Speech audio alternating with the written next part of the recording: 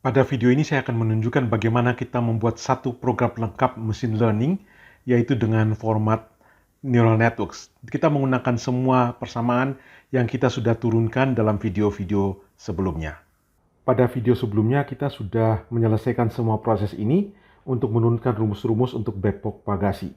Nah, pada tahap ini kita akan membuat program. Kita akan membuat program Python dari apa yang kita sudah turunkan ini. Nah, untuk kita membuat program, maka kita harus mengkonversi ini ke format vektor seperti yang sudah kita lakukan ketika kita melakukan feed forward. Kita harus menghitung matriks dan ukuran-ukuran dari matriks itu. Untuk itu di sini saya sudah tulis lagi format yang lebih sederhana dari apa yang kita sudah hitung di slide sebelumnya. Proses feed forward kita punya 3 layer. Kita melakukan proses feed forward. Jadi set 1 adalah W1 kali A0 tambah B1.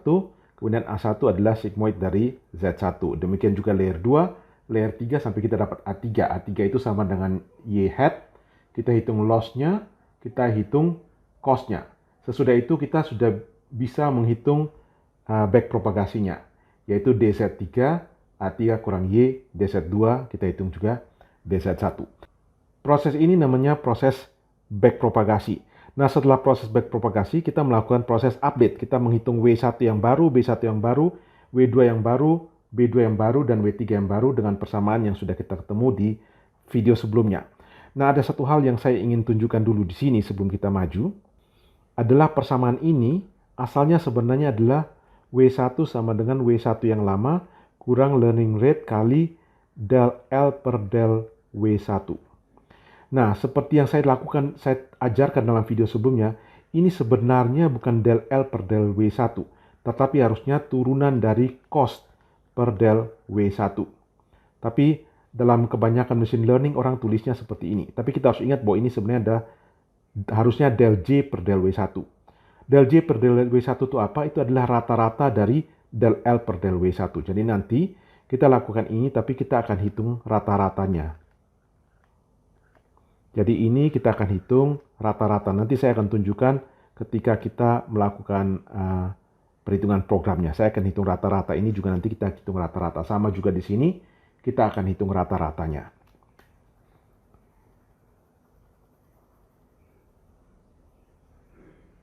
Oke, itu hal pertama yang perlu kita catat. Selain itu, sebelum kita melakukan proses untuk menjadikan ini matriks, kita perlu untuk melihat ada dua macam perkalian matriks yang akan kita pakai dalam proses program ini.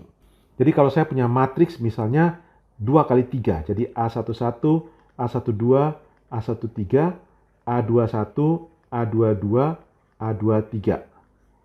Kemudian ini saya kalikan dengan matriks, katakanlah B11, B12, B13, B14, B21 terus sampai B24, B31 sampai B34. Jadi ini matriks 2 kali 3, ini matriks 3 kali 4. Kalau saya melakukan proses perkalian matriks, maka saya akan dapat matriks baru, matriks C sebutkanlah gitu, yang ukuran nanti adalah 2 kali 4. Ini Anda sudah belajar di pelajaran-pelajaran sebelumnya, perkalian matriks. Saya akan berikan dengan simbol titik. Ada perkalian lain yang akan saya lakukan dengan matriks. Misalnya saya punya matriks yang sama, A11, A12, A13, A21, A22, A23. Kemudian saya punya matriks B dengan ukuran yang sama, B11, B12, B13, B21, B22, B23. Maka ini ukurannya 2 kali 3, ini ukurannya 2 kali 3. Saya tidak mungkin melakukan perkalian matriks, karena perkalian matriks tidak mungkin mengalihkan 2 kali 3 dikali 2 kali 3. Tapi saya bisa kalikan ini untuk tujuan lain, saya menggunakan perkalian per elemen atau elemen wise. Jadi saya akan beri simbol seperti ini. Artinya, saya akan dapat matriks output yang ukurannya sama, 2 kali 3 juga, di mana C11 itu adalah A11 kali B11. C12 adalah A12 dikali B12, demikian juga C13, C21, C22, dan C23. Jadi tiap elemen saya kalikan. Jadi ini akan saya pakai, kalau saya pakai simbol titik berarti itu perkalian matriks. Kalau saya pakai simbol asterik ini berarti elemen wise, perkalian per elemen. Nah, sekarang kita akan menghitung ukuran-ukuran dari matriksnya. Nah, kita akan memakai contoh yang kita sudah pakai di program Python sebelumnya, yaitu kita menggunakan data dari diabetes suku di Indian, di mana input kita setelah kita transpose ukurannya adalah 8 kali 768. Kemudian layer 1 kita punya 10 node, layer 2 kita punya 4 node, layer 3 kita punya 1 node. Nah, di sini saya sudah tulis lagi ukuran-ukuran matriks yang kita sudah hitung, kita sudah dapat pada video sebelumnya. Ukuran matriks W1 adalah 10 kali 8, karena ini ada 10 node, di sini ada 8 input. Ini 4 kali 10 karena 4 inputnya 10 dan seterusnya. Jadi ini ukuran-ukuran matriks yang sudah ada untuk proses feed forward yang kita sudah buat dalam program Python kemarin. Sekarang saya ingin menentukan berapa ukuran dari matriks DZ3, karena ukuran dari matriks-matriks ini kita sudah tahu. Matriks DZ3 akan memiliki ukuran sama dengan Z3, jadi 1 kali 768. Anda tahu 768 adalah jumlah orang dari suku Indian yang diambil datanya. Kemudian di sini akan sama ukurannya dengan Z2, jadi 4 kali 768. DZ1 akan sama dengan Z1, jadi 10 kali 768. Nah, sekarang saya akan periksa apakah perkalian proses-proses persamaan ini bisa berjalan seperti biasa atau saya perlu melakukan modifikasi. Nah, Anda tahu DZ3 ukurannya 1 kali 768, A3 ukurannya berapa? Sama juga, 1768, Y juga ukurannya sama, 1768. Maka ini sudah bisa saya hitung secara matriks. Jadi DZ3 matriks ini sama dengan A3 matriks kurang Y matriks.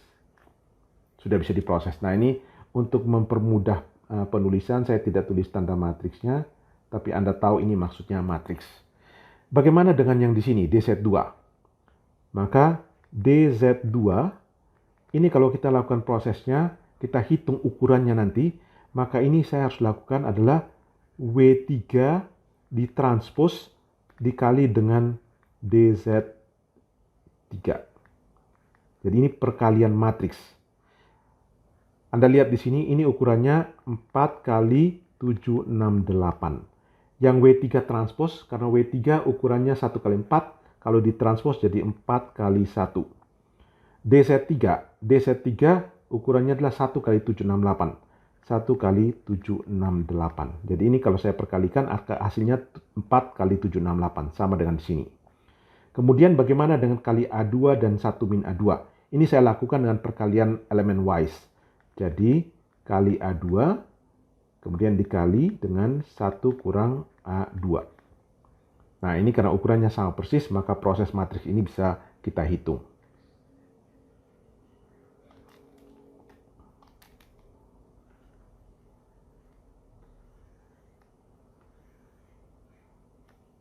Oke, Anda tanya apakah proses ini benar? Sebenarnya penjelasannya cukup panjang, tetapi secara garis besar Anda bisa terima ini. Bagi Anda yang ingin mempelajari lebih detail lagi, kita bisa berdiskusi tentang ini lebih detail.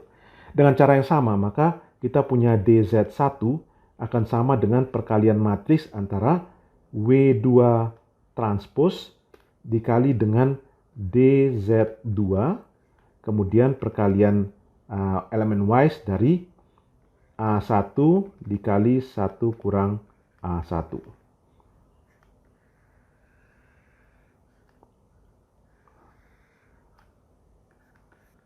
Jadi inilah yang akan kita lakukan dalam program di Python nanti. Setelah kita berhasil melakukan proses backpropagasi seperti ini, maka berikutnya adalah kita melakukan proses untuk mengupdate weight. Nah, saya tulis di sini ini matriks juga, W1 sama dengan W1 kurang, coba kita lihat ukuran W1. Ukuran W1 adalah 10 kali 8. Berarti ini juga 10 kali 8. Eta, ini satu angka saja. DZ1 ukurannya berapa? DZ1 ini ukurannya 10 kali 768. Harus dikali dengan A0. A0 ukurannya berapa? A0 itu ukurannya 8 kali 768. Kita butuh hasilnya adalah 10 kali 8. Maka ini kita harus jadikan transpose. Ini perkalian matriks. Sehingga ini nanti jadi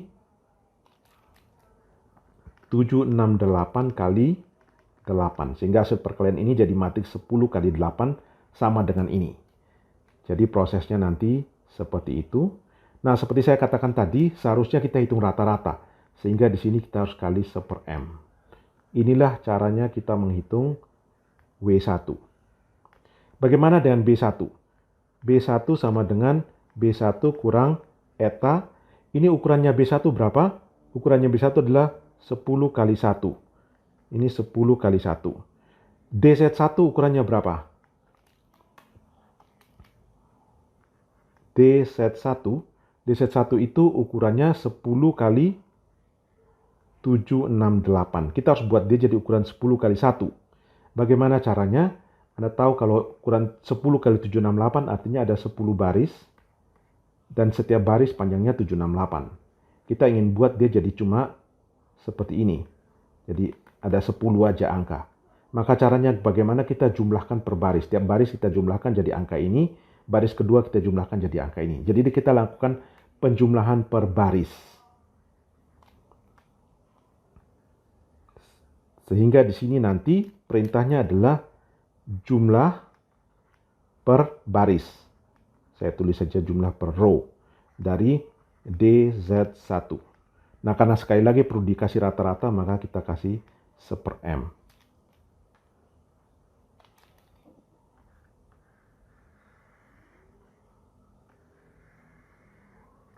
Jadi inilah caranya kita mengupdate W1 dan B1.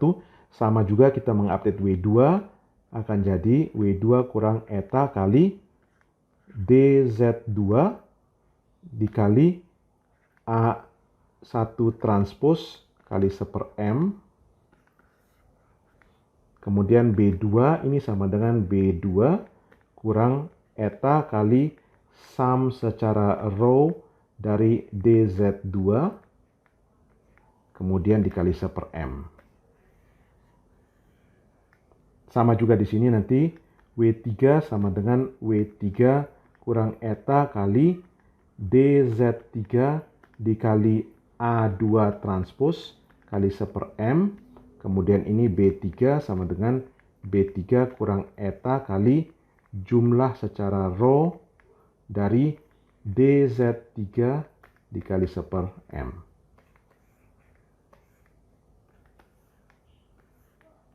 Oke. Ini yang sudah ada, dan ini sekarang kita sudah siap untuk masuk ke program kita. Nah, ini program yang kita sudah lakukan di proses sebelumnya untuk feed forward. Jadi, pertama ini kita load dari library NumPy, kemudian kita baca file Pima Indians Diabetes ini. Kita ambil X, 8 kolom yang pertama, Y adalah kolom yang ke-9, kemudian kita transpose X dan transpose Y. Kita reshape, ini sudah saya jelaskan di depan. Kemudian di sini saya buat W1, B1, W2, B2, W3, B3 sesuai ukuran yang kita sudah tentukan dalam slide sebelumnya. Kemudian di sini saya buat fungsi sigmoid karena kita perlu menghitung fungsi sigmoid. Nah, ini adalah proses feed forward-nya. Jadi Z1 adalah W1 kali A0 tambah B1, A1 adalah sigmoid dari Z1. Demikian juga kita bagaimana hitung A2, hitung A3, maka Y hat adalah sama dengan A3. Kemudian di sini kita sudah hitung loss-nya dan kita sudah hitung cost-nya. Ini saya pindahkan saja ke sini. Ini saya hapus.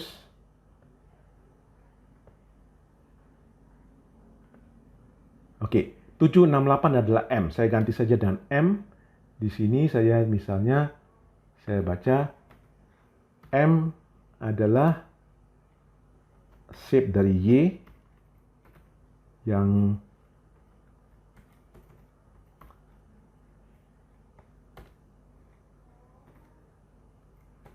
saya cek dulu apakah benar atau tidak. Coba kita jalankan. Oke, betul. Jadi M-nya 768. Oke, sudah. Maka sekarang ini adalah proses feed forward-nya. Sekarang kita melakukan proses untuk back propagasinya. Kita mulai dari hitung DZ3. Jadi DZ3 adalah A3 kurang Y. Selesai. Kemudian DZ2 berapa? DZ2 adalah perkalian matriks. Jadi pakai perintah np dot dari matriks berapa? Matriks W3 dikali dengan matriks DZ3. kemudian dikali dengan A2 kali 1 kurang A2.